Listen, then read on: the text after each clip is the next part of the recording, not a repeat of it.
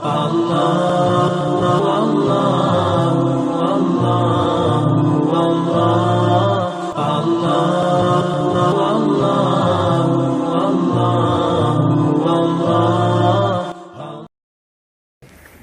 istighfar ini memohon maaf kepada Allah. Ya. Kalau taubat biasa kita gabungkan astagfirullah wa atubu ilaih. Artinya permohonan maaf kepada Allah dan mengikrarkan tidak akan mengulanginya.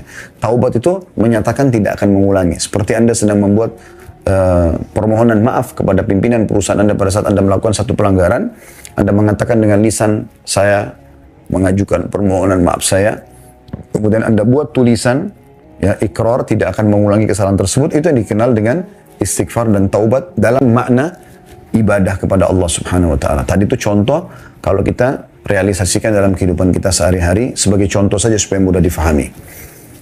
Nah, teman-teman sekalian, istighfar ini sebuah bonus dari Allah. Kalau bahasa saya ulangi lagi. Dia adalah bonus dari Allah Subhanahu wa taala. Bagaimana setiap orang di antara kita setelah melakukan sekian banyak pelanggaran dan tidak ada yang lebih mulia, yang lebih baik, yang lebih dermawan daripada Allah Subhanahu wa taala.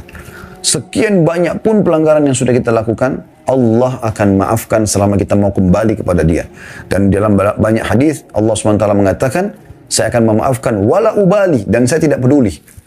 Allah tidak peduli dengan pelanggaran kita. Ya. Jadi harus ditekankan baik-baik masalah ini, teman-teman sekalian. Cukuplah yang sudah berlalu, berlalu. Sampai kita bicara sekarang, hari ini, ke depan. Jadilah orang mukmin dan mukminah yang benar, yang mengisi sisa umurnya ini, yang kita tidak tahu kapan akan berakhir, karena ajal itu rahasia Allah Subhanahu wa taala. Kita isi dengan kebaikan-kebaikan, ketaatan-ketaatan. Ya. Dan ini adalah bonus yang luar biasa. Bahkan saya bisa membahasakan istighfar itu dan taubat adalah tiket VIP menuju ke surga di akhirat sana, dan tiket VIP untuk mengembalikan fasilitas yang Allah berikan sebagai rezeki di dunia.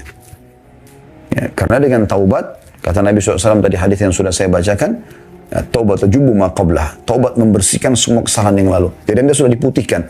Pernah sudah diputihkan berarti fasilitas secara duniawi dari rezeki dan kebutuhan kita akan dikembalikan oleh Allah Subhanahu wa taala. Bahkan bisa ditambahkan karena kita lebih giat dalam patuh. Dan di akhirat pada saat meninggal kita masuk ke dalam surga. Lalu kenapa teman-teman kita tidak berusaha selalu istighfar? Itulah judul kita. Berusaha senantiasa istighfar. Tidak ada ruginya beristighfar itu. Pernah satu kali Imam Ahmad rahimahullah di masa akhir hidup beliau tergerak hatinya untuk datang ke sebuah kota. Tapi beliau tidak tahu kenapa beliau ke sana gitu. Beliau datang, kemudian sampai ke kota itu, beliau tidak kenal orang-orang, maka beliau ke masjid, ikut sholat. Selepas sholat Isya di masjid tersebut, Imam Ahmad rahimahullah tidak dikenal oleh orang-orang di wilayah itu. Karena zaman dulu tidak ada foto kayak kita sekarang ya, mudah dikenal. Oh ini mukanya ustadz ini, kiai ini seperti ini, mudah dikenal. Kalau sekarang zaman dulu tidak bisa, kecuali orang bertemu langsung. Kemudian kita tahu, oh ini Ahmad bin Hanbal, oh ini Syafi'i, oh ini Abu Hanifah, oh ini Imam Malik dan seterusnya. Ya. Maka marbot masjid datang, kemudian mengatakan kepada Imam Ahmad, sudah selesai sholat Isya, Anda harus keluar dari masjid. Kata Imam Ahmad, saya musafir, tidak ada kenalan di sini. Saya akan istirahat di masjid. Marbotnya dengan tegas mengatakan tidak bisa. Anda harus keluar dari masjid. Masjid akan dikunci. Gitu kan. Maka Imam Ahmad pun diusir dari masjid tersebut. Andai saja orang ini tahu siapa orang ini, dia adalah Ahmad bin Hanbal, yang terkenal namanya pada saat itu di seluruh wilayah kaum muslimin sebagai imam mazhab. Ya. Maka tentu dia tidak akan bermuamalah seperti ini. Yang terjadi teman-teman sekalian, setelah Imam Ahmad disuruh keluar dari masjid, Imam Ahmad istirahat di teras masjid. Orang ini masih mengatakan lagi, hai orang tua, karena Imam sudah tua pada saat itu. Nggak boleh di sini. Kata Imam Ahmad, cuma teras masjid. Dia mengatakan tidak boleh. Nah rupanya, pembicaraan atau dialog antara Imam Ahmad sama marbot masjid ini didengar oleh seseorang penjual roti di sebelah masjid. Penjual roti di sebelah masjid. Maka penjual roti itu mengatakan, hai syekh. Syekh itu kalau dalam bahasa Arab terjemahan Indonesianya bisa bermakna tiga ya. Bisa syekh itu orang kaya, biasa dipanggil juga syekh karena kaya, atau orang alim, orang yang punya ilmu, syekh, atau orang tua yang sudah tahu dipanggil syekh semuanya. Jadi Jadi tergantung kondisinya. Kalau itu seorang alim, maka maksudnya syekh adalah kepada alim tersebut. Atau kalau dia orang kaya raya juga dipanggil syekh, gitu kan, karena dia dermawan, suka membagi hartanya kepada orang. Atau memang dia orang sudah tua, ubanan, segala macam, sudah kelihatan jenggotnya putih, rambutnya putih, maka dipanggil syekh juga. Penjual roti di sebelah masjid ini, melihat Imam Ahmad, dia anggap orang tua. Sudah tua lalu dia mengatakan, hai syekh, hai orang tua. Kesinilah. Imam Ahmad pergi ke sana. Dia mengatakan, saya sudah mendengar, kata penjual roti ini, saya sudah mendengar tadi dialog Anda sama marbot masjid. Saya punya tempat di sini. Dia bilang, Anda bisa pakai istirahat, silakan. Gitu kan. Imam Ahmad mengatakan, jazakallahu khairan. Duduklah Imam Ahmad, dipersahkan satu tempat. Lalu penjual roti ini terus membuat adonan roti dan membuat roti yang jadi, ditaruh di depan dia untuk dijual gitu ya. Nah, ada satu kegiatan yang unik dari penjual roti ini, dia setiap kali membuat adonan, tepung terigu, garamnya, airnya, sambil itu kemudian dia bakar, panasin di api, lalu diletakkan untuk diperdagangkan kepada para pembeli. Dia beristighfar orang ini, astagfirullah wa atubu ilaih, astagfirullah wa atubu ilaih. Terus orang itu begitu, terus tidak berhenti. Maka Imam Ahmad bertanya pada dia, mulai kapan Anda ini melakukan kegiatan ini, istighfar ini? Kata dia, sudah lama, dari dulu, dari saya masih muda gitu. Kata Imam Ahmad, apa hasilnya? Apa yang Anda dapatkan? Dan ini ciri orang beriman, teman-teman sekalian. Kalau ada sesuatu yang kita lihat atau satu perbuatan yang luar biasa dari sisi ibadah kepada Allah yang kita mungkin tidak pernah lakukan, harusnya kita bisa bertanya kepada orang-orang itu. Mungkin mereka punya kiat-kiat atau pengalaman hidup yang bisa mengubah keadaan kita, mengikuti dia lebih baik, lebih bertakwa kepada Allah SWT. Maka dia mengatakan, penjual roti itu menjawab pada saat Imam Ahmad tanya, apa hasilnya dari istighfarmu ini? Semua ini, tidak pernah lisannya berhenti kecuali dia bicara sama Imam Ahmad. Astagfirullah wa atubu ilaih, astagfirullah. Terus. Jadi sudah nggak terhitung lagi jumlahnya. Maka dia pun mengatakan, semua yang saya minta kepada Allah sudah Allah kabulkan. Kecuali satu. Kata Imam Ahmad, apa yang satu yang Allah belum kasih itu? Dia bilang, saya minta agar Allah mempertemukan saya dengan Imam Ahmad bin Hanbal. Maka Imam Ahmad bin Hanbal tiba-tiba bertakbir, Allahu Akbar. Kata orang tersebut, kenapa Anda bertakbir? Dia bilang, saya Ahmad bin Hanbal. Allah datangkan saya dari kota saya ke kota ini tanpa ada seorang pun yang saya kenal. Kemudian saya diusir oleh marbot masjid sehingga saya didatangkan oleh Allah ke tempatmu ini karena istighfarmu tadi. Jadi bagaimana istighfar orang ini sampai mendatangkan yang dia inginkan. Ini sesuatu yang luar biasa. Bagaimana fasilitas dunia itu Allah berikan, kembalikan kepada dia. Ini baru di dunia, belum di akhirat. Ya, belum di akhirat. Dalam sebuah hadis Bukhari dijelaskan bahwasanya akan ada orang nanti diberikan derajat yang tinggi di surga.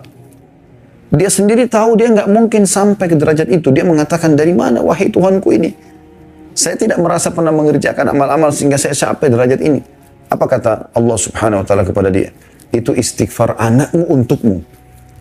Jadi mengajarkan kepada anak agar memohon ampun buat orang tua, itu luar biasa. Istighfar meninggikan derajat di surga nanti. Bukan hanya sekedar masuk surga.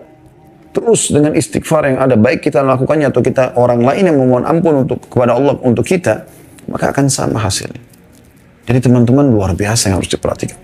Dalam pembukaan kita saya ingin coba mengangkat sebagian perkataan salaf sebelum kita baca bukunya ya, tentang masalah istighfar ini.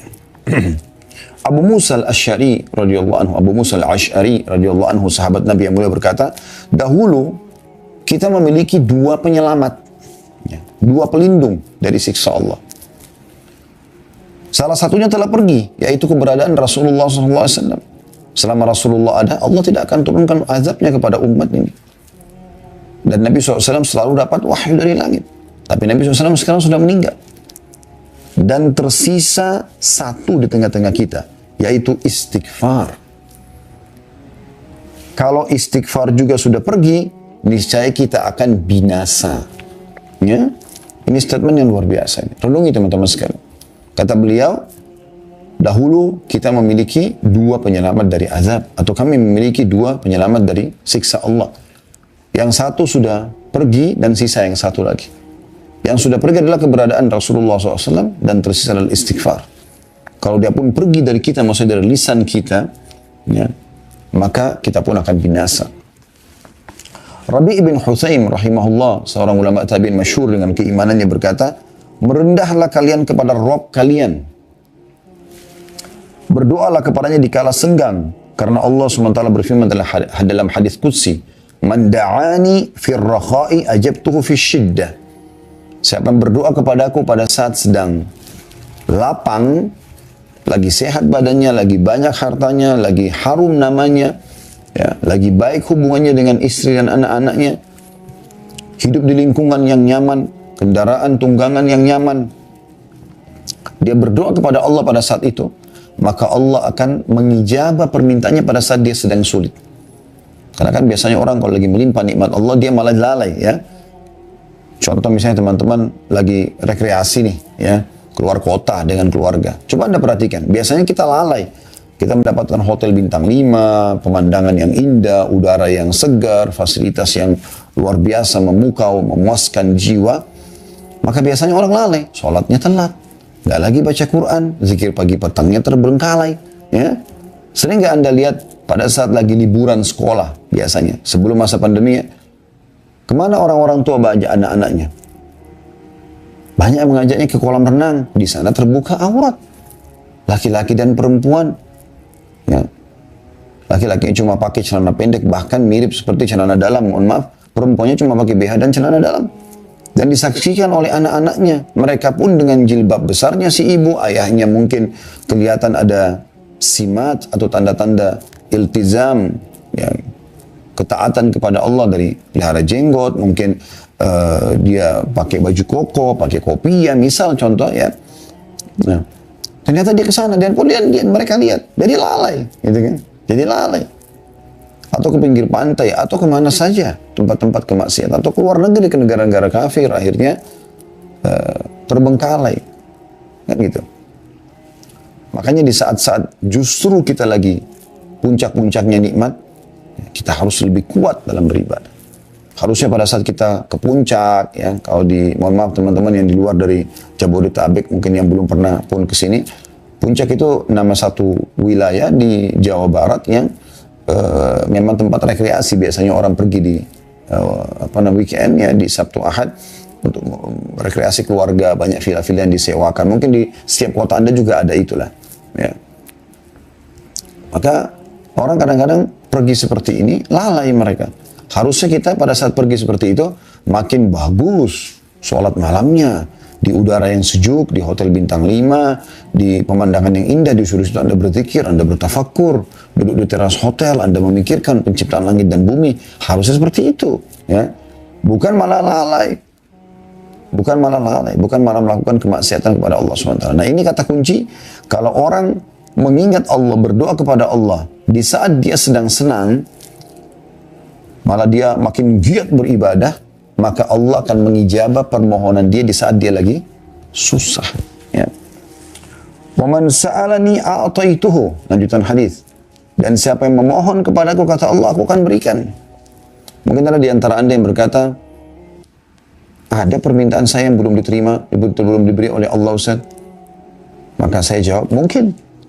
Tetapi mayoritas permintaan Anda sudah Allah kasih. Ada yang Allah tunda, mungkin karena permintaannya tidak wajar, atau dia minta sesuatu yang wajar tapi Allah ingin menguji keimanannya sehingga ditunda beberapa saat, tapi Allah akan ijabah. Contoh mayoritas permintaan kita sudah Allah kabulkan. Bukankah setiap hari kita lapar, teman-teman sekalian? Begitu kita lapar, di hati kita terbesit saja mau makan. Tiba-tiba kita dapat makanan tuh. Kalau tidak, kita nggak mungkin hidup sampai sekarang, kan? Bukankah tiap hari kita haus? Tapi begitu kita haus, kadang-kadang cuma kita ucapkan haus nih, mata kita dan pikiran kita terarah ke satu supermarket, lalu kita beli minuman misalnya. Dan kita bebas memilih minuman yang mana kita inginkan. Lalu kita meneguk minuman yang dingin dan sejuk itu, ya, sehingga menghilangkan dahaga kita. Ya, bukankah banyak sekali ya yang lainnya, kita misalnya setiap hari ingin berpenampilan dengan penampilan yang bagus, yang membuat kita nyaman dan penilaian orang juga jadi positif kepada kita. Dan kita punya pakaian. Kalau mau dihitung teman-teman sekalian, pakaian kita dari kita masih bayi sampai kita sekarang ini, berapapun umur Anda, mungkin itu sudah puluhan juta, mungkin ratusan juta nilainya. Begitu juga dengan makanan yang kita konsumsi. Belum lagi hal-hal yang lain, yang gratis. Oksigen yang kita hirup, cahaya yang ditangkap oleh mata, suara yang ditangkap oleh kuping, sehingga kita bisa dengar. Kita nggak tuli, nggak buta, ya, nggak bisu. Itu kan luar biasa itu. Nikmat Allah subhanahu wa ta'ala. Lidah kita masih berfungsi, bisa bedakan mana pahit, mana asin, ya, mana manis dalam waktu seketika. Hidung kita masih bisa membedakan mana bau wangi, bau busuk seketika. Kan itu luar biasa. Telinga kita masih bisa membedakan mana intonasi suara yang tinggi, yang keras, mana yang tidak. Mata kita masih bisa menangkap cahaya sehingga terpantul, ya, sesuatu yang kita bisa melihat dari cahaya tersebut, apa yang ada di depan kita. Makanya kalau gelap sekali kan, karena tidak ada cahaya yang masuk ke mata kita, kita nggak bisa melihat, gitu kan. Kemaluan kita masih berfungsi, kaki kita masih berfungsi, dan seterusnya. Nikmat yang luar biasa yang Allah siapkan. Ya. Maka Allah sudah berikan kepada kita sebenarnya. Allah berikan kepada kita banyak hal. Cuma sebagian yang Allah belum berikan, sebagaimana alasan tadi saya katakan. Mungkin tidak wajar, atau wajar, tapi Allah ingin menguji keimanan kita. Lanjutan hadisnya, وَمَنْ تَوَاضَعَ لِي رَفَعْتُهُ. Dan siapa yang merendah kepadaku, kata Allah SWT, akan meninggikan derajatnya. Merendah, bukan menghinakan diri ya, tapi merendah, mengalah. Karena Allah subhanahu wa ta'ala. Lanjutan hadisnya, وَمَنْ تَفَرَّغَ لِي رَحِمْتُهُ. Siapa yang meluangkan waktu khusus untukku, maka aku akan mengasihi dia. Khusus untuk ibadah kepada Allah SWT. Lagi ada waktu khusus berdoa, berzikir, sholat, puasa, baca Quran, dan seterusnya. Dan saksi bahasan kita akhir hadis, wa man istaghfarani ghafartu lahu. Dan siapa yang memohon ampun kepadaku, maka aku akan memaafkannya. Hadis ini, ya, hadis sahih tentunya ini, ya. Tapi perkataan Rabi' ibn Husain rahimahullah ini diambil dari kitab Minhajus Shalihin halaman 951. Ini belum kita masuk ke bahasan kitab kita ya. Saya hanya ingin menghadirkan sebelum kita masuk panjang lebar ini teman-teman sekalian ke pentingnya istighfar. Kenapa tema kita ini berusaha selalu istighfar? Ibnul Jauzi berkata rahimahullah, iblis berkata, aku membinasakan anak cucu Adam dengan dosa. Perhatikan, iblis membinasakan kita dengan dosa. Karena dengan dosa kita akan jauh dari Allah subhanahu wa ta'ala, jauh dari fasilitas yang Allah siapkan karena kita melanggar. Nabi Adam AS dikeluarkan dari surga, melanggar, gitu kan? Sampai dia memohon ampun kepada Allah. Itu pun ya, butuh waktu untuk kembali lagi ke surga. Dan mereka membinasakanku, kata iblis, dengan istighfar dan la ilaha illallah.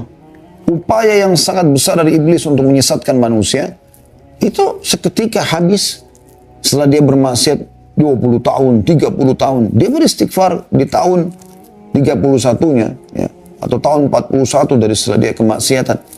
Allah maafkan semuanya. Habis upaya iblis. Maka binasa, kata iblis. Saya binasa ini karena upaya saya, semua energi yang saya keluarkan, strategi dan segala macam habis dengan istighfar. Dan la ilaha illallah. Dengan terus bergantung, memahami makna tidak ada Tuhan yang berhak disembah kecuali Allah, lalu hanya bergantung kepada Allah. Dengan penuh keyakinan Allah itu maha kuasa, maha adil, maha baik, ya, dan seterusnya. Dan ini statement yang luar biasa. Lalu kata beliau, iblis masih berkata, manakala aku melihat hal itu pada mereka, aku tanamkan pada mereka nafsu, ya, hawa nafsu, di mana mereka berbuat dosa tapi mereka tidak beristighfar karena mereka mengira diri mereka berbuat baik. Jadi orang kalau sudah buat maksiat yang iblis lakukan dengan para pengikutnya, bagaimana membuat orang itu nyaman dengan dosa tersebut, atau bahkan sebaliknya, kalau dia ahli ibadah, dia seakan-akan sudah kotor, sudah pelanggar, nggak perlu istighfar. Ini keliru. Di poin ini penting teman-teman sekalian. Setiap Anda mulai mau terjerumus dalam kemaksiatan, ingat Allah SWT. Dan kalau ada peringatan dalam hati, khawatir dan segala macam, berhenti. Jangan lagi melakukannya. Lari kepada ketaatan kepada Allah SWT. Anda yang bisa menyelamatkan diri Anda sendiri. Allah mengatakan dalam Al-Quran, A'udzubillahi minasyaitonirrajim, innallaha la yughayyiru ma biqaumin hatta yughayyiru ma bi anfusihim. Allah tidak akan pernah mengubah nasib satu kaum sampai mereka mengubah nasibnya sendiri. Ini poin penting. Justru pada saat itu Anda beristighfar kepada Allah Subhanahu wa ta'ala. Jangan terus melakukan kemaksiatan itu. Berhentikan. Qatada berkata rahimahullah, perkataan yang luar biasa ini. Dia mengatakan, Al-Quran menunjuki kalian penyakit dan obat penyembuh kalian. Al-Quran menunjukkan kepada kalian tentang penyakit yang berbahaya buat kalian. Dan ada penawarnya. Ada obatnya. Penyakit kalian adalah dosa. Penyakit kalian adalah dosa. Ini kita harus paham, jadi dosa itu penyakit, racun. Berbahaya buat kita. Dosa itu untuk dipelajari dan ditinggalkan. Amal soleh dipelajari itu diamalkan. Dan obat penyembuh kalian dari dosa tersebut adalah istighfar. Adalah istighfar. Ali radhiyallahu anhu berkata, statement yang menarik sekali dari beliau, sahabat Nabi yang mulia. Yang aneh adalah orang binasa padahal keselamatan bersamanya. Orang tertahan fasilitas dunianya, penyakitnya nggak sembuh-sembuh, nggak dapat jodoh, nggak bisa maju-maju usahanya dan segala macam hal. Yang aneh adalah orang binasa padahal keselamatan ada bersamanya. Di akhirat juga dia masuk neraka. Maka beliau ditanya, apa keselamatan Anda maksudkan? Kata Ali radhiyallahu anhu, istighfar. Memohon ampun kepada Allah. Apapun permasalahan Anda, saudaraku, saya ulangi lagi, permasalahan apapun yang sedang Anda hadapi, kecil ataupun besar di dunia ini, maka yang paling pertama, istighfar kepada Allah. Berusaha selalu istighfar. Mohon ampun. Karena penyebabnya dosa. Gitu kan? Lalu beliau mengatakan, tidaklah seorang hamba diilhami oleh Allah SWT untuk beristighfar, sementara Allah berkehendak untuk mengazabnya. Jadi kalau ada hamba yang Allah mudahkan untuk beristighfar, berarti memang Allah inginkan untuk mengampuni dia. Kalau Allah memudahkan, lisan Anda mengatakan, ya Allah bukakan rezeki buat aku, berarti Allah sedang ingin memberikan Anda rezeki. Ya Allah masukkan aku dalam surga, selamatkan aku dari neraka, berarti Allah memang menginginkan Anda masuk dalam surga. Karena dengan izin Allah, lisan kita bisa mengucapkan itu. Sampai kadang-kadang teman-teman, saya kalau lagi berdoa, saya coba membahasakan begini. Ya Allah yang telah mengizinkan lisanku untuk mengucapkan doa ini. Yang mengizinkan dahiku untuk sujud di tempat sujud ini. Mengizinkan untuk mengerjakan sholat ini. Jadi kita renungi apa yang sedang Allah berikan ini. Karena Allah gerakkan kita untuk itu, berarti Allah ingin sesuatu. Allah menginginkan kita mendapatkan kebaikan yang akan kita minta setelah itu. Luqman alaihi salam, ada yang mengatakan dia nabi, ada yang mengatakan juga dia orang saleh, kita menganggapnya adalah nabi misalnya. Karena Allah sebutkan namanya dalam Al-Quran surah Luqman, ya. Dia pernah berwasiat kepada anaknya, wahai anakku, Allah memiliki beberapa waktu tidak ditolak orang yang meminta pada waktu itu. Seperti antara azan dan iqamah, seperti sepertiga malam, yang Anda sudah tahu pada saat hujan turun, ya, doa orang tua pada anaknya dan seterusnya. Maka perbanyaklah istighfar. Perhatikan di sini, wasiat Luqman alaihissalam bukan perbanyaklah permintaanmu, ya. Tapi dia mengatakan perbanyaklah istighfar. Karena dengan istighfar ini, permohonan maaf, Allah akan berikan semuanya. Perhatikan waktu Nabi Adam alaihissalam melakukan pelanggaran, makan pohon dari pohon yang Allah larang. Apa yang terjadi? Apakah Nabi Adam mengatakan, ya Allah, kembalikan aku ke surgamu? Bukan. Nabi Adam mengatakan, Rabbana zalamna anfusana. Ya Allah, kami telah menzalimi diri kami. Wa in lam taghfir lana wa tarhamna lanakunanna minal khasirin. Kalau Engkau tidak memaafkan kami, mengasihi kami, maka kami termasuk orang-orang yang rugi. Karena Nabi Adam alaihissalam sangat faham dengan memohon ampun kepada Allah akan kembali fasilitas tersebut. Ya, seperti itu. Aisyah berkata, radhiyallahu anha, ummul mukminin, Tuba ini sebuah tempat di surga, ya, pohon di surga, itu sebuah pohon di surga. Tuba bagi orang yang mendapatkan banyak istighfar dalam buku catatan amalnya. Kemudian Abu Minhal rahimahullah berkata, tidaklah seorang hamba didampingi dalam kuburnya oleh pendamping yang lebih dia cintai daripada istighfar. Kalau Anda mau pendamping yang paling Anda suka di kuburan, yang Anda merasa tentram dengannya, karena memang dalam sebuah hadits Bukhari dijelaskan, seseorang itu akan ditemani oleh amalnya. Amal soleh itu akan berbentuk seperti makhluk. Kalau dia amal soleh, seperti bentuk makhluk yang tampan, yang wangi, yang bercahaya. Dan dia kagum jenazah ini karena berada di sebelah amal itu. Dan kalau orang naudzubillah meninggal, semoga Allah selamatkan kita dan memaafkan kalaupun kita punya kesalahan masa lalu. Dari perzinahan, dari minum khamar, dari narkotika, dari menipu orang, dari segala macam perbuatan buruk, maka akan berbentuk wujud. Ya. Bentuk wujud, sosok yang menakutkan, yang mengeluarkan bau yang sangat busuk. Ya. Al-Hasan Basri berkata rahimahullah, seorang ulama tabi'in, renungi baik-baik semua nasihat yang mulia ini. Perbanyaklah istighfar di rumah-rumah kalian, di meja-meja kalian, di meja-meja makan kalian, di jalan-jalan kalian, di pasar-pasar kalian, di majelis-majelis kalian. Karena kalian tidak tahu kapan ampunan itu turun. Ya. Makanya di sini judul kita menarik sekali. Berusahalah selalu istighfar. Ini Hasan Basri mengatakan, karena kalian tidak tahu kapan ampunan itu datang. Dari istighfar yang mana? Seorang Badui berkata, siapa yang ingin menjadi tetangga kami di tanah kami, hendaklah memperbanyak istighfar. Karena istighfar adalah awan tebal yang mengandung air hujan. Jadi mereka memberikan syarat siapa mau jadi tetangganya, silakan. Tapi perbanyak istighfar. Akhirnya jadilah engkau ahli ibadah yang dekat kepada Allah. Karena tidak mungkin istighfar kecuali ahli ibadah. Gitu kan? Mereka tahu nilainya permohonan maaf kepada Allah itu. Karena itu akan mendatangkan hujan yang lebat bukan sebagai bencana, tapi maksudnya hujan lebat yang membuat tanah-tanah subur, hewan-hewan bisa hidup, manusia juga bisa hidup, sungai-sungai, lautan bisa terlihat sebagai perhiasan di muka bumi dan bisa memenuhi kebutuhan manusia. Bakar bin Abdullah Al-Muzani rahimahullah berkata, kalian banyak berbuat dosa, maka perbanyaklah istighfar. Karena seseorang kalau menemukan istighfar dalam catatan amalnya pada setiap jarak 2 baris, dia akan senantiasa atau senang melihat tempat itu. Ini mirip sama judul kita ya, berusaha selalu beristighfar, senantiasa istighfar. Kata beliau, kalian banyak buat dosa. Bahkan kadang-kadang ada dosa yang tidak sengaja kita lakukan. Jadi kan. Maka, apalagi yang kita sengaja ya. Maka beliau mengatakan, perbanyak istighfar. Karena kalau sesuatu antara kalian menemukan nanti di setiap 2 baris dari buku catatan amalnya istighfar, dia akan senang itu. Karena buat dosa, istighfar. Ada dosa, ada istighfarnya. Gitu kan.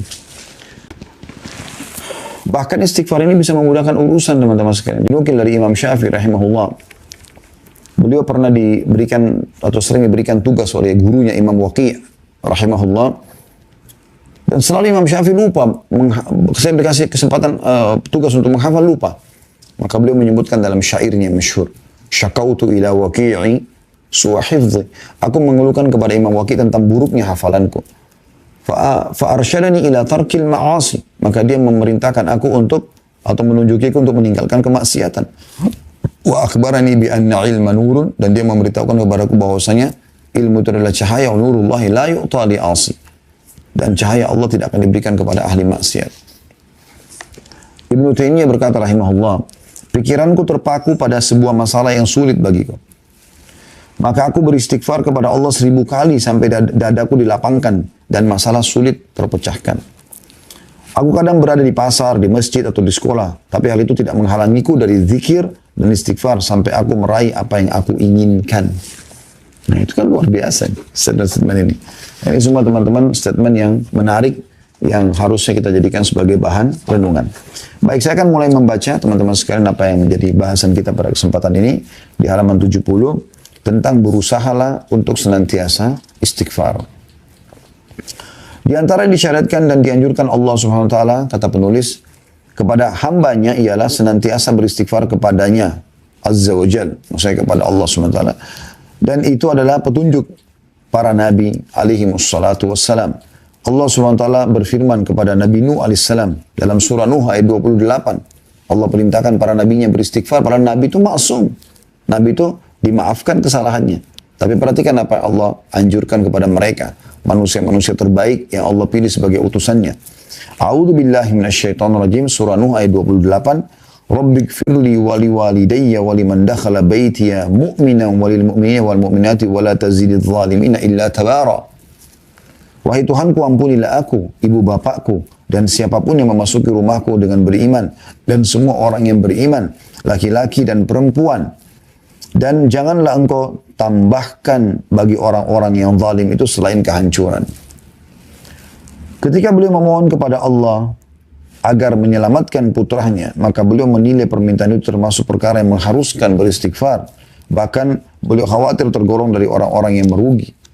Jadi pada saat Nabi Nuh alaihissalam sudah naik di atas kapal dan semua pengikut yang beriman sudah naik, bahkan hewan-hewan dari setiap jenis betina jantan dibawa gitu kan. Maka Nabi Nuh melihat anaknya. Ya. Maka Nabi Nuh memanggil anaknya untuk naik. Ayo naik. Tapi anaknya nolak, tidak mau. Tetap tidak mau. Dan dia mengatakan, saya akan pergi ke gunung yang tinggi untuk menyelamatkan diri. Nabi Nuh sudah bilang, tidak ada lagi yang bisa selamat dari siksa Allah pada hari ini. Tapi karena dia tidak mau, ya, maka tenggelamlah anaknya. Depan matanya dia lihat anaknya tenggelam, mati dalam keadaan kafir. Nabi Nuh sempat berkata, ya Allah, sungguhnya dia dari keluargaku. Dan janjimu adalah benar. Maka Allah menegur Nabi Nuh alaihissalam.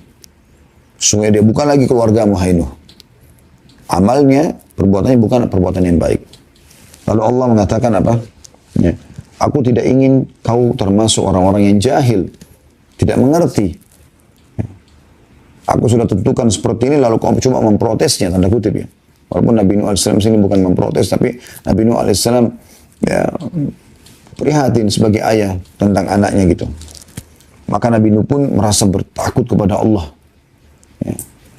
Dia mengatakan, Allah mungkin dalam surah Hud ayat 47, Nabi Nuh mengatakan pada saat Allah sudah menegurnya, A'udzu billahi minasyaitonir surah Hud ayat 47, qala rabbi inni a'udzu bika an as'alaka ma laysa li bihi 'ilm wa illa taghfirli wa tarhamni akum minal khasirin.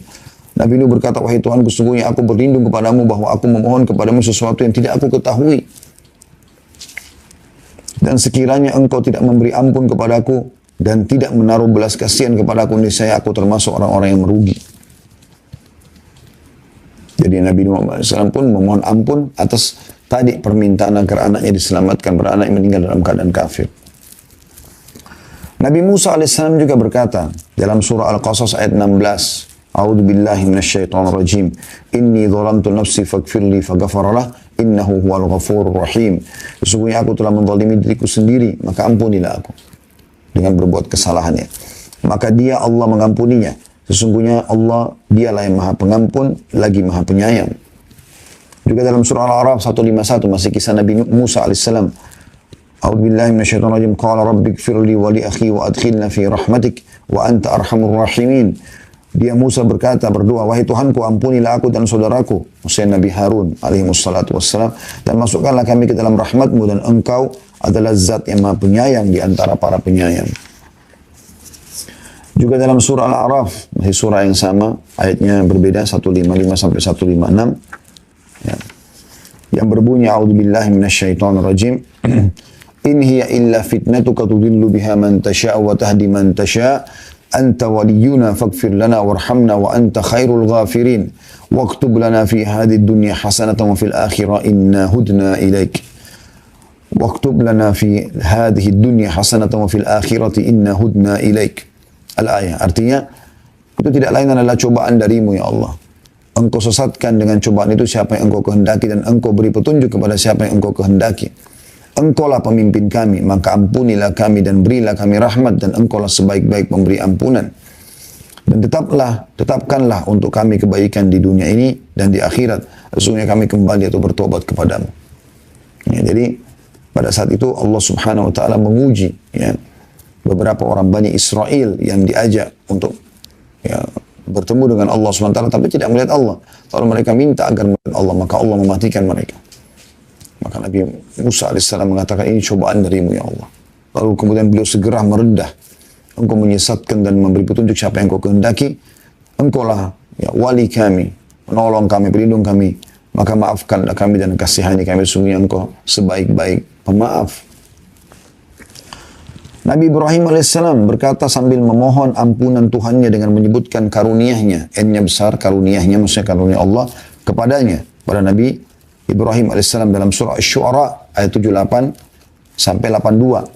Yang berbunyi, A'udzubillahi minasyaitonirrajim, Alladzi khalaqani fahuwa yahdin, walladzi huwa yut'imuni wa yasqin, wa idza maridtu fahuwa yashfin, walladzi yumituni thumma yuhyin, walladzi walladzi atma'u an yakfira li khati'ati yaumaddin. Yang telah menciptakanku Allah.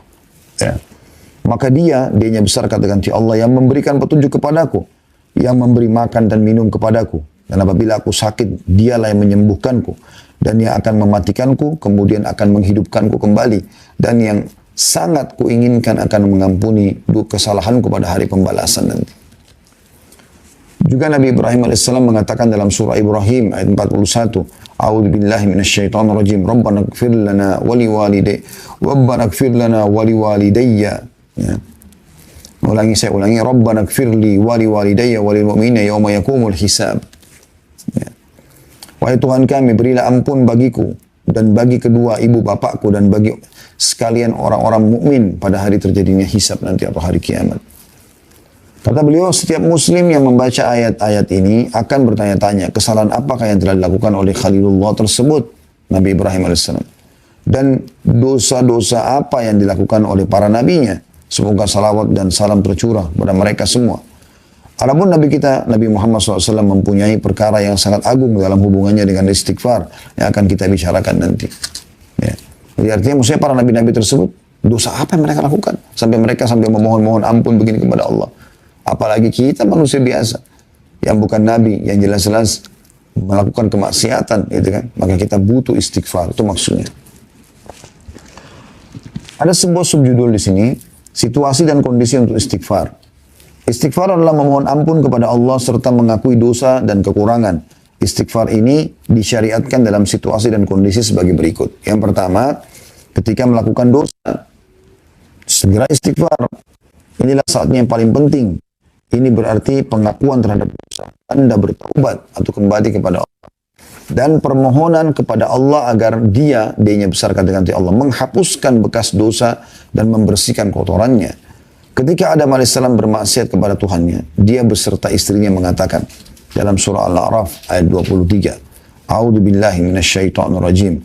Qala rabbana zalamna anfusana wa in lam taghfir lana wa tarhamna lanakunanna minal khasirin. Mereka berdua berkata, Adam dan Hawa alaihi wassalatu wassalam, wahai Tuhan kami tidak menganiaya diri kami sendiri. Kami telah menganiaya diri kami sendiri. Dan jika engkau tidak mengampuni kami dan memberikan rahmat kepada kami, niscaya kami benar-benar termasuk orang-orang yang merugi. Sudah kita jelaskan tadi ya, kenapa Nabi Adam AS memohon ampun seperti ini. Ketika Musa membunuh seseorang yang tidak diperintahkan untuk membunuhnya, beliau berdoa, Rabbi inni zalamtu nafsi faghfirli. Tuhanku, sesungguhnya aku telah menzalimi diri sendiri, maka ampunilah aku. Surah Al-Qasas ayat 6.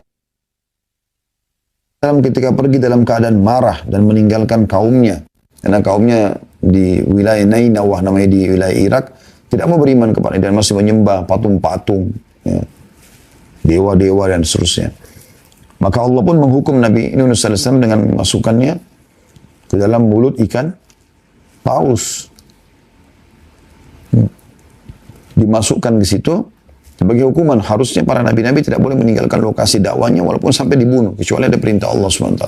Nabi Yunus hanya kena jengkel pada kaumnya sambil mohon kepada Allah diberikan petunjuk, ditunjukkan tempat yang lain untuk berdakwah. Allah tidak turunkan firman-Nya, tapi Nabi Yunus SAW berijtihad pergi sendiri.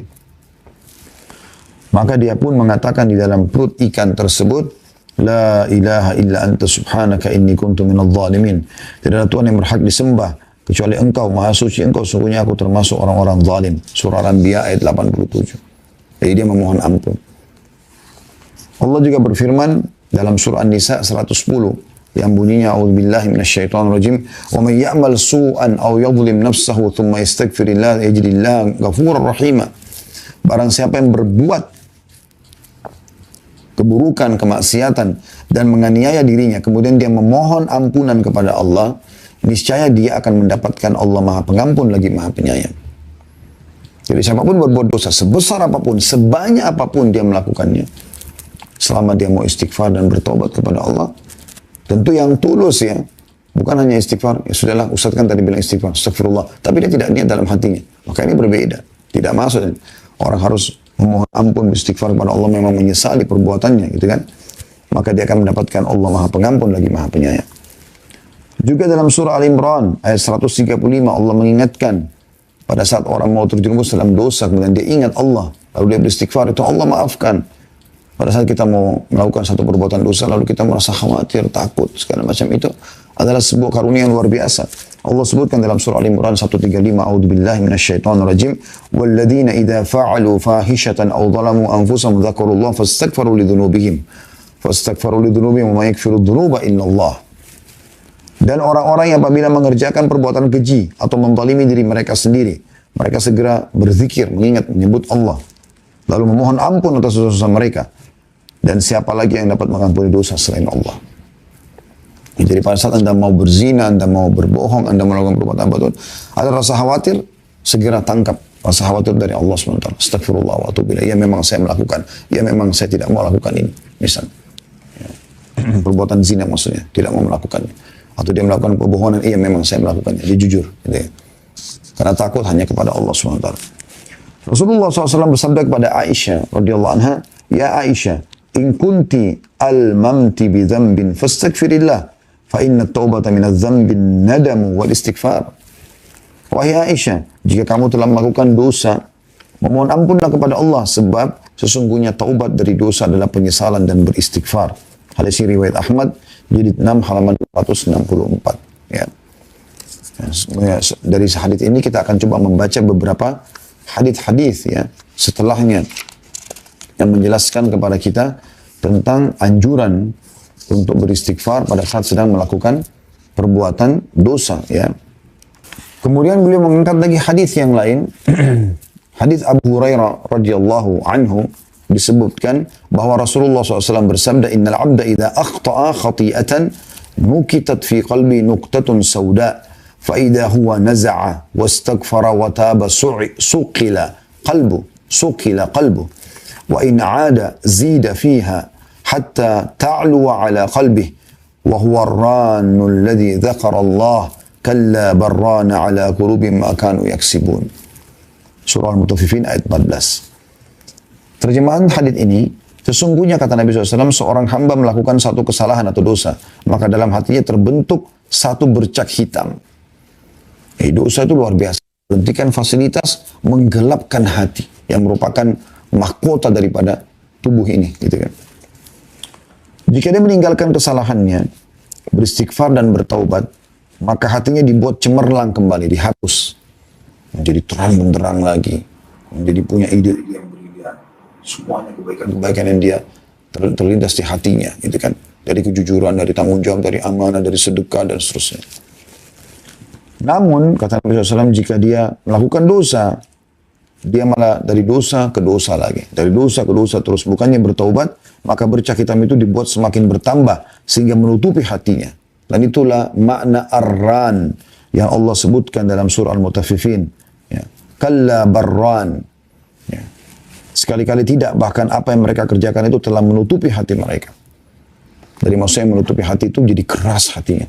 Bahkan dalam ayat Al-Quran yang lain Allah mengatakan, au asyaddu kaswah, lebih keras daripada batu. Karena sudah luar biasa, dari dosa ke dosa bahkan dianggap seperti permainan saja. Orang seperti ini subhanallah mau bencana alam, mau ada teman di sebelahnya lagi naik mobil bersama tabrakan, mati depan matanya, pecah kepalanya, keluar dan tidak tersentuh sama sekali. Orang beriman itu sedikit aja. Sedikit aja tanda-tanda yang kelihatan depan matanya dan dia khawatir, maka dia langsung kembali kepada Allah. Nabi Muhammad SAW dikatakan dalam riwayat yang sahih, kalau melihat ada gumpalan awan hitam, ya, beliau gelisah, bolak-balik.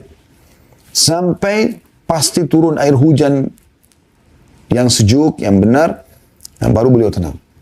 Beliau khawatir jangan sampai gumpalan asap itu justru siksaan Allah yang datang. Begitu orang beriman, pekahnya, hati-hatinya gitu.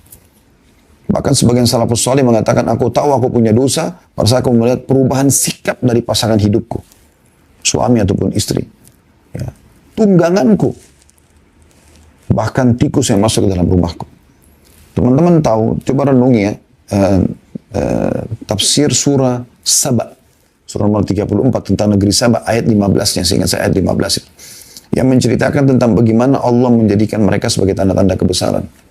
Dalam buku Fathul Qadir, ya, disebutkan di tafsir ayat ini, bahwasanya saking patuhnya penduduk Saba pada saat itu, yang Allah jadikan tanda-tanda kebesaran, Allah mengatakan baldatun thayyibatun wa rabbun ghafur, ya, negeri yang makmur, yang tentram, yang nyaman, ya. Itu, dan Tuhannya Maha Pengampun. Dikatakan saking makmurnya pada saat itu mereka tidak punya hewan-hewan yang membahayakan buat mereka. Lalat, nyamuk, kutu, kalajengking dan lain-lainnya. Maka dinukil juga bahwasanya, ya, seorang wanita kalau mau manen buah, dia cuma menaruh keranjang di atas kepalanya, kemudian dia jalan di bawah pohon. Dia jalan di bawah pohon, maka buah-buah itu jatuh sendiri sampai memenuhi keranjangnya. Saking luar biasanya. Tapi setelah generasi-generasi yang datang ada yang kufur kepada Allah, mereka malah bermaksiat kepada Allah, Allah hilangkan semua itu. Allah hancurkan bendungan mereka namanya Saddul Ma'rib. Allah hancurkan sehingga berubahlah kebun-kebun yang tadinya buah-buahan, sayur-sayuran yang luar biasa, ya, nyamannya itu menjadi dua perkebunan dari pohon-pohon cemara dan pohon-pohon sidir, ya, atau bidara yang berduri. Kemudian kata beliau dalam As-Sahihain lanjutannya dari hadis Abu Hurairah radhiyallahu anhu bahwasanya Nabi SAW bersabda, Inna abdan asaba dhanban faqal Rabbi adnabtu faghfirli faqala rabbahu alima abdi inna lahu rabban yakfiru dhanba wa ya'khudhu bih ghafartu li abdi thumma makatha ma syaa Allah thumma asaba dhanban faqala alima abdi anna lahu rabban yakfiru dhanba wa ya'khudhu bihi ghafartu li abdi thumma asaba dhanban faqala rabbi adnabtu akhar faghfirli qala alima abdi anna lahu rabban yakfiru dhanb wa ya'khudhu bihi qad ghafartu li abdi fa'mal ma syaa falyamal ma syaa. Artinya sungguhnya seorang hamba melakukan dosa, maka dia berkata, wahai Tuhanku, aku telah melakukan satu dosa, maka ampunilah. Tuhannya berfirman, hambaku tahu bahwa dia mempunyai Tuhan yang mengampuni dosa dan menghukumnya karenanya. Maka ya, Allah mengatakan, aku pun telah mengampuni hambaku ini. Kemudian berjalan waktu yang Allah tentukan untuk dia dari masa umurnya. Kemudian dia melakukan dosa lagi. Beberapa waktu tahun setelah itu. Beberapa waktu setelah itu dia melakukan dosa lagi. Lalu dia memohon, dia mengatakan lagi, wahai Tuhanku, aku telah melakukan dosa. Memohon ampun kepada Allah. Lalu Allah mengatakan, hambaku mengetahui bahwasanya dia mempunyai Tuhan yang akan mengampuni dosanya. Maka aku telah mengampuni hambaku ini. Kemudian dia melakukan dosa kembali beberapa waktu setelah itu. Tanpa dia programkan ya. Terulang aja dosa itu, misalnya 10 tahun kemudian dia kembali lagi melakukan perbuatan dosa. Dia tidak niatkan sebenarnya. Lalu dia mengatakan, ya Allah, aku telah melakukan dosa lagi, ampunilah aku. Maka Allah pun berfirman, hambaku telah mengetahui dia mempunyai Tuhan yang mengampuni dosa dan menghukum karenanya. Ya. Maka aku telah mengampuni hambaku ini, maka dia melakukan apa yang dia kehendaki. Maksudnya setelah ini silahkan dia patuh kepadaku, aku akan terima amal-amal solehnya. Hadis ini riwayat Bukhari nomor 7507 dan Muslim 2758. Juga Imam Ahmad meriwayatkan di jilid 2 halaman 296. Ya. Jadi ini teman-teman sekalian adalah hal yang luar biasa yang harusnya kita menjadikan sebagai sebuah pegangan ya. Dan saya ingin sebagai penutup teman-teman sekalian kita coba di poin pertama saja dulu. Kita akan lanjutkan nanti di pertemuan akan datang dengan salah satu ayat Al-Quran yang kita sama-sama coba tadabburi. Itu dalam surah Az-Zumar ya. Coba kita buka surah Az-Zumar di ayat 53. Surah Az-Zumar surah nomor 39 ayat 53. Saya berharap teman-teman semua membuka. Ini penutupan bahasan kita dan setelah ini kita buka pertanyaan insyaallah. Yang berbunyi sekali lagi surah Az-Zumar surah nomor 39 ayat 53. A'udzu billahi minasyaitonir rajim. Qul ya ibadiyalladzina asrafu ala anfusihim la taqnatu min rahmatillah. Innallaha yaghfiru dzunuba jami'a innahu huwal ghafurur rahim. Artinya katakanlah, hai Muhammad, pesan dariku kata Allah. Hai hamba-hambaku, kanya besar kata ganti Allah, yang melampaui batas dalam melakukan dosa-dosa. Sudah terlalu banyak dosanya, sudah numpuk tahunan. Katakanlah Muhammad, hai hamba-hambaku yang telah melampaui batas. Jadi bukan hamba-hamba yang baru melakukan dosa, yang sudah melampaui batas, berlebihan dalam dosanya. Katakanlah hai hamba-hambaku yang melampaui batas terhadap diri mereka sendiri. Janganlah kamu berputus asa dari rahmat Allah. Yang mengatakan ini sang pencipta Allah. Khusus Allah berikan bagi hamba-hamba yang melampaui batas. Apalagi orang yang tidak melampaui batas itu lebih Allah ampuni. Ini orang yang sudah dosanya, mungkin dia sendiri dalam pikiran dia tidak akan diampuni oleh Allah. Sudah sekian banyak orang dibunuh, diperkosa, minum khamr, narkotika, segala macam lah. Seluruh kesalahan dia lakukan. Ya. Katakan pada mereka, jangan putus asa dari rahmat Allah. Sesungguhnya Allah mengampuni dosa-dosa semuanya. Sesungguhnya dialah yang maha pengampun lagi maha penyayang. Ini ayat yang luar biasa, ini ayat yang paling luar biasa yang Allah berikan bonus kepada kita tentang masalah pengampunan dosa. Bagi orang yang melampaui batas Dosanya sudah terlalu banyak, tahunan, numpuk-numpuk. Tidak ada kata terlambat. Selama Anda masih hidup, lakukan kebaikan. Ya, istighfar kepada Allah Subhanahu wa taala. Allah akan membuka pintu-pintu kebaikan buat Anda. Dan itu Allah jelaskan. Ya, selanjutnya 54-nya kita tambahkan ayat ini. Wa anibu ila rabbikum wa aslimu lahu min qabli an ya'tiyakumul adzabu thumma la tunsarun. Dan kembalilah kamu kepada Tuhanmu. Segera taat setelah itu. Walaupun sisa sehari umurmu, nggak masalah. Dan berserah dirilah kepadanya. N-nya besar kata ganti Allah. Sebelum datang azab kepadamu, kemudian kamu tidak dapat ditolong lagi. Sebelum datang itu semua. Peringatan-peringatan dari Allah Subhanahu wa ta'ala. Tadabburi ayat-ayat ini teman-teman sekalian. Lihat lagi ayat setelahnya. 55. وَاتَّبِعُوا أَحْسَنَ مَا أُنزِلَ إِلَيْكُمْ مِنْ رَبِّكُمْ مِنْ قَبْلِ أَنْ يَأْتِيَكُمُ الْعَذَابُ بَغْتَةً وَأَنْتُمْ لَا تَشْعُرُونَ. Ikutilah sebaik-baik apa yang telah diturunkan kepadamu dari Tuhanmu, Al-Quran dan Sunnah. Panduan-panduan itu beramal saleh, tobat dari dosa-dosa. Sebelum datang azab kepadamu dengan tiba-tiba sedangkan kamu tidak menyadarinya. Lagi di diskotik, lagi di bar, lagi nyanyi-nyanyi di karaoke, mati. Ya. Sebelum datang itu.